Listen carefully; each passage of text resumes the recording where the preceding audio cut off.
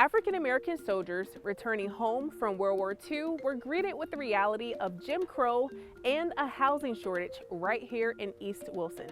But Wilson native Oliver Nestus Freeman, who was the son of a former slave, saw this housing issue arising amongst African Americans, and he decided to make a change. And with that change came this house standing right beside me, the Oliver Nestus Freeman Roundhouse and African American Museum.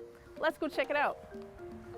Mr. Meyers, I find it quite fascinating and intriguing that the Roundhouse that we're standing in is a home built by Oliver Nestus Freeman.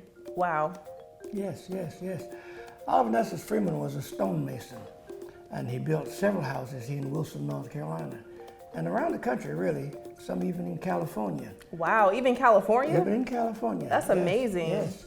So why did the Roundhouse become a museum? Well, he built this house in 1946. Oh, 1946 is at the end of World War II. Right. And the purpose was to provide housing for the GIs who returned from the war. Yes. So what happened, people actually lived in this house. This house had 3 rooms in it, a living room, a bedroom, and a kitchen. And people lived in this house. Well, they moved out several years ago, and the house sat abandoned about 2 blocks over. Oh, wow. And some member of the city council suggested that it would be a wonderful idea to use that little roundhouse, only 800 square feet, and make it an African-American museum. Yes. Well, I had just returned from a trip to Boston, and I had seen what pride that people had in that community about their African-American museum. Yes. So when I heard that suggestion was made that we turn this into an African-American museum, I got really excited about that.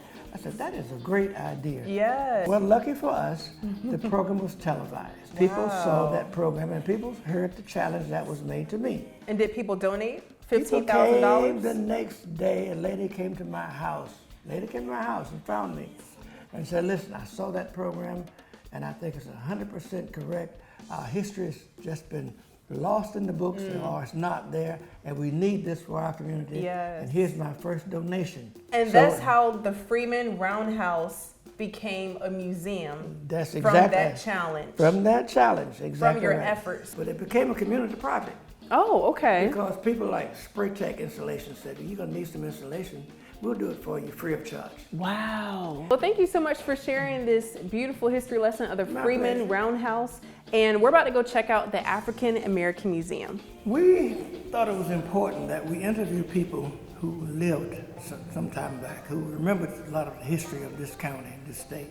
Okay. So this is an interactive station in here that was given to us by BB&T, which is now Truist Bank. Oh, okay.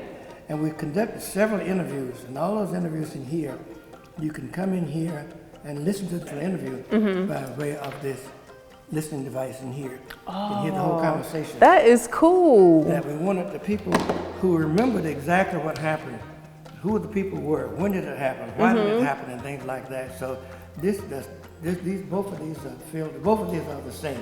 What are some stories we would hear? You'll hear about the development of Wilson. Wilson at one time had like 23 miles of dirt streets. You'll hear about the desegregation of the school system. You'll hear about the first black elected official. If you want to discover more about the Freeman Roundhouse and African American Museum, you can either take a trip to East Wilson, or you can take a virtual tour online at www.theroundhousemuseum.com.